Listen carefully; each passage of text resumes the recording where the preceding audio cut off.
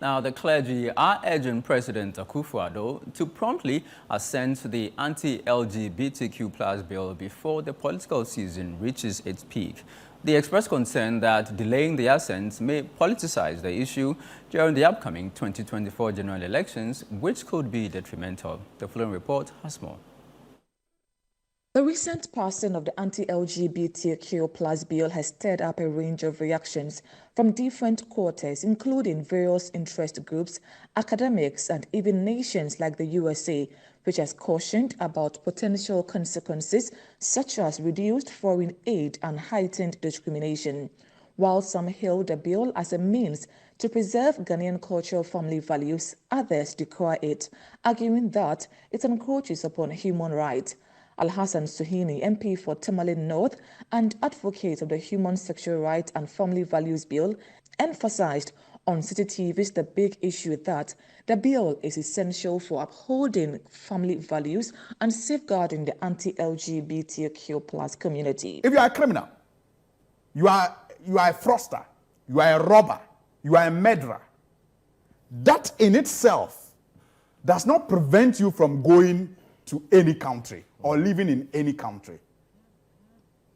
It is when you do it in that country where that law is against that criminal act that you are, and sometimes it's not even just when you do it, it's when you do it and you are caught. Some people say you should respect the 11th commandment, thou shalt not be caught. So if you are a criminal, you don't say that because they have passed criminal laws or laws that will punish criminals in, say, the USA, I have to live there or I can't travel to that country. Gender activist Dr. Amanda Odoi, responding to the developments regarding the passage of the bill, has voiced apprehension that its enactment could trigger a brain drain due to persecution. Sometimes when you raise these issues, the argument is that what is our proof? I don't have to come and tell you I'm leaving because the bill makes me uncomfortable. But then I have to leave because for my own safety. Because even if you come out to say, I'm leaving because I'm care, that has consequences already. Because all we are looking up to or looking out for, according to this bill, is for somebody to confess to say I'm care. Former General Secretary of the Christian Council of Ghana, Reverend Dr. Opuni Frimpong, urges President Akufo-Addo to swiftly endorse the bill into law, stressing its significance and suggesting that any apprehensions could be addressed later through legal channels. This is a national concern that the president must give it a national response as early as possible. Tell them, if you give me a second, this our dear country, when the president spend much more time before coming out, we are in election year, it will turn to another thing and the public atmosphere will become another partisan, which political party is for and which political party is not for. That will not be helpful. So we still plead on your platform that those who are listening and watching your program, who have the years of the president and the presidency, that the president must move fast and sign, and still the process can continue. Those who want to go to court can still go.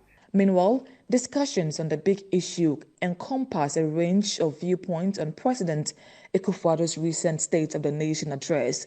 The opposition National Democratic Congress has criticized the administration's economic policies, alleging that they have led to an economic crisis contrary to promises made in 2017. Al-Hassan Suhini suggests that the president has failed to fulfill his pledges.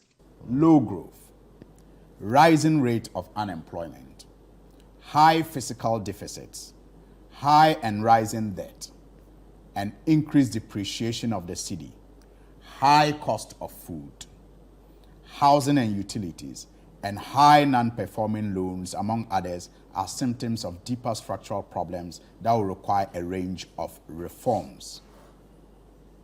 So these were the ills of the society he identified in 2017. The question is, has it or hasn't it? And the answer, if you are going to be very candid, is that it has collapsed. Because never before have we had to undergo a debt restructuring. On the other hand, the NPP has lauded President Akufo-Addo's accomplishments, particularly in the education sector, with MP Dr. Dixon Admakokisi commending the president's unmatched performance in this domain. The president literally will go down in history as the president who was about education. And I believe that the president literally is a minister of education. If the vice president is for digitalization, the president is the minister of education.